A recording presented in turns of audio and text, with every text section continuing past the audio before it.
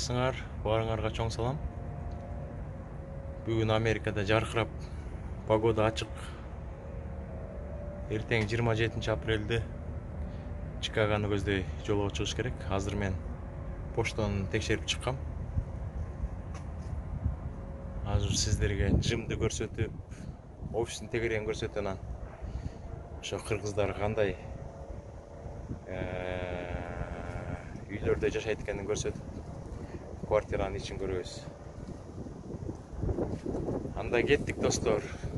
Бассейн жакка барып келели. Так, бассейнибизди тазалап коюшту, бирок суу толтура элек да, азыр эртерээк болуп атат да. Мындай чоң жакшы бассейн бар Короодо. Мыяка суу толтурушат, тегерегине зонтиктерди коет, удобство создавать этип коюшат да.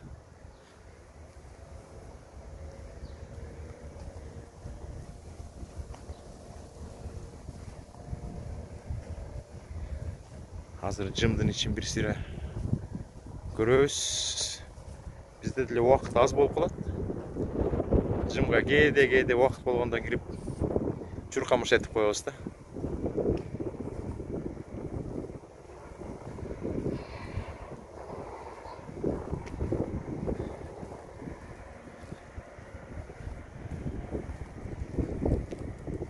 Так, мына атайын местолор. Ден соолугу чектелген жарандарга, ошол жактын жашоочуларына атайын местолор бар. Бул местолорго койбош керек. Койсоң штраф болот да. Анан убакыт болсо бул жерге келип, барбекю жасап, эс алып отурса болот да. Жымга кириш үчүн биз атайын замок менен киребиз.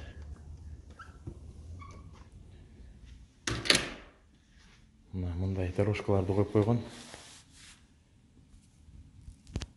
Каалаган учурда келип, саат 12ге чейин чуркап, тренировка кылса болот да. Анан Амазондон заказ берген оокаттар бул жакка келет, жоголбойт да, жакшы жери.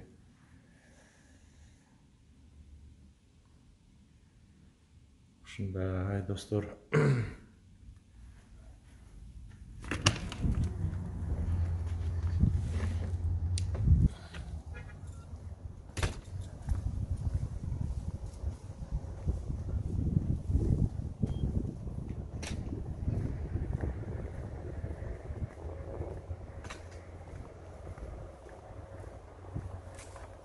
Биздин районда абдан тынч да.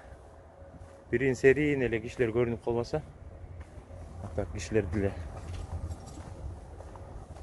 көрүнбөйт. Ушундай кызык жери бар.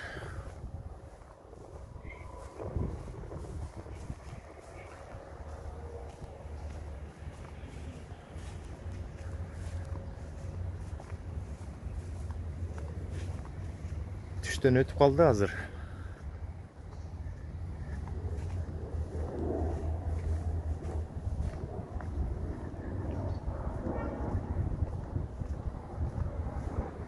Biz мусорга тазалыкка төлөгөн үчүн бул жердеги тазалыкты офистин жумушчулары жасайт. Чөптөрүн чаап, тазалап, сугарып, бүт баарын карап турушат да. Иттер менен баягы иттерди эшикке алып чыгып калышат. Ошондо атайын мындай оборудование коюлган. Мыякта пластиковый пакетти алып, мыяка объявление жазып коюшкан. Тазалыкты сакташат да.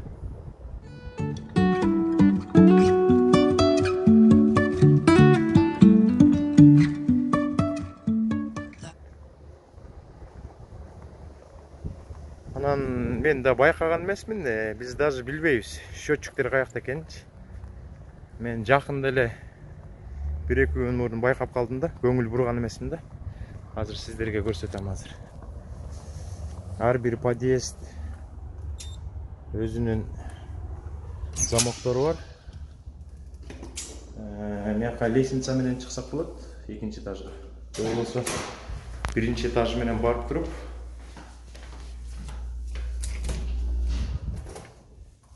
анан лифт менен көтөрүлсөк болот да. Биздин подъезддер ушундай кенен. Гостиничного типа деп коелу. Бруклинде жашаганда подъезддер абдан кичинекей болчу, таар болчу да. Азыр бул жак менен чыгып сиздерге биздин счетчиктер бар экен да, ошону байкаган эмесмин да. Даже билбейбиз биздин счетчик кайсынысы экенин. Буякта көп счетчик турат, анан сырттан эле жазып кетишет экен да. Свет мыякта Америкада абдан арзан. Азыр жайкысын где-то $20 эле тегерегинде кетет экен айына. Буякта счетчиктер турат, бирок биздин счетчик кайсынысы экенин да билбейм да.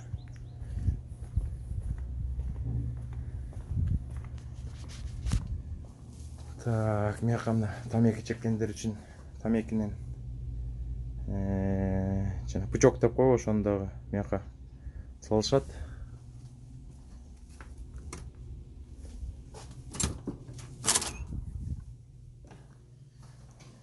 Так, азыр биз лифт менен чыгалы. Лифт менен чыгабыз. Анан убакыт болсо өткөндө сиздерге айткандай Walmart супермаркетин барып бир сыйра карап келебиз да. Мына лифттердин ичинин баары таза, аккуратно кармашат. Тазалыкты сактаган офистин жумушчулары күн сайын бир маал тазалап турушат да. Экинчи этаж. Бул жагы лестница. Ошо лестница менен сыртты көздөй чыгып кетсе болот да. Азыр үйдүн ичине кирип бир сыйра көрсөтүп коеюн сиздерге.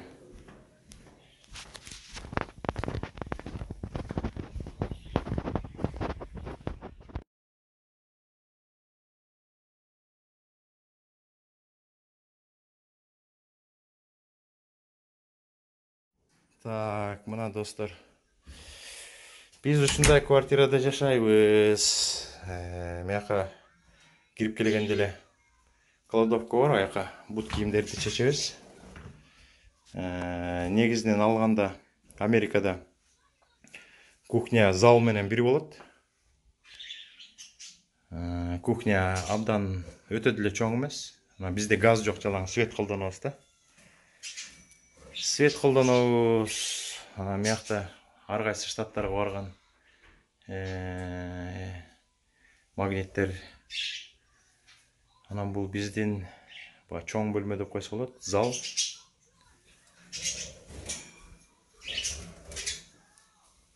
Кыргызстандын желегин илип койгонбуз.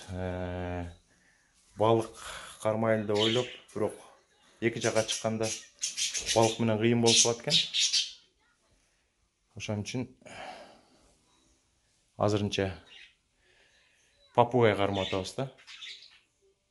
Бул тракта жаңы иштеп жүргөндө биринчи жолу кызыгып трак алгам да. Бул жак болсо короо көрүнөт. Телевизор өткөндө айткандай көрүнбөйт экен да. Телевизор алып койгонбуз. Айына бир жолу күйсө күйөт, күйбөсө ошо боюнча калып калат да. Бул болсо Роузи менен Блю. Роузи, Блю. Бир 3 айлык болгон папугайлар да. Ошондой достор, бул ошо биздин чоң бөлмө, залда. Андан кийинки бөлмөлөр мындай коридор кетет. Коридордон киргенде эле бул бөлмө кызыбыздын бөлмөсү. Буяка оюнчуктары менен келип эртеден кечке эле ушу бөлмөдөн чыкпайт. Ошо оюнчуктары бул.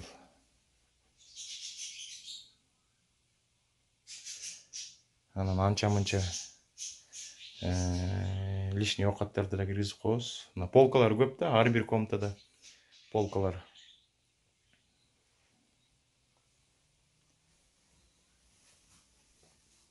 Кызым орусча сүйлөйт, кыргызча сүйлөйт, анан англисче сүйлөйт. 4кө жакында чыгат.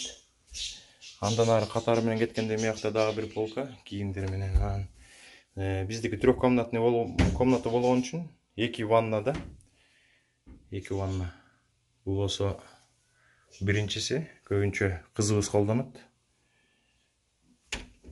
Анан бул спальный деп коет. Баягы бош болуп калганда, жумуштан келгенде анча мынча ырдап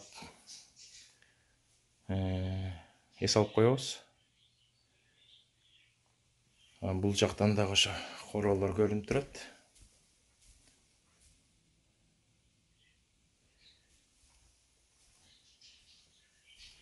Бул жакка да кийимдер салынат. Ар бир комнатада полка да. Бул мастер бедрум деп коебу, ошол спальныйда да өзүнчө ванна, туалет болот. Анан душевой кабина да. Ошондой достор. Ушул квартирага, трехкомнатный квартира, так американдыктар двух бедрум деп коет. Ушуга ошо 1100 кетет общий. Где-то 80 квадрат метрго дейм. Общий алгандачы. Бруклинде жашап атканда одна бедрум болчу, двухкомнатный квартира, бирок абдан кичинекей болчу да. 2 эсе, 3 эсе кичинекей болчу. Кызым мультфильм жакшы көрөт. Папа Тролл деген. Blue, Роузи. Буларга күн сайын уход кылып туруш керек экен. Суусун алмаштырып, анан жемин берип туруш керек да. Ошондой достор, чакан жашай турган жерибиз. Мыяктан тамактанабыз. Мыяктан жолдошум тамак-самак жасап. Биздин жакшы жер ландроматка барбайбыз. Биз кирди ошо үйдөн эле жууп коебуз да. Мындай сушилкабыз да бар, машинкабыз да бар. Орду бар экен, анан калганын өзүбүз алганбыз да. Ошо. Атак бул жерде жумасына 1-2 жолу барып, ландроматка барып, анан кишилер ошо кийимдерин, керектүү кийимдерин жууп турушат да. Мейлиңиздер анда. Кыскача үйдү көрсөттүм. Силерге баягы мекендештерге представление болсун депчи.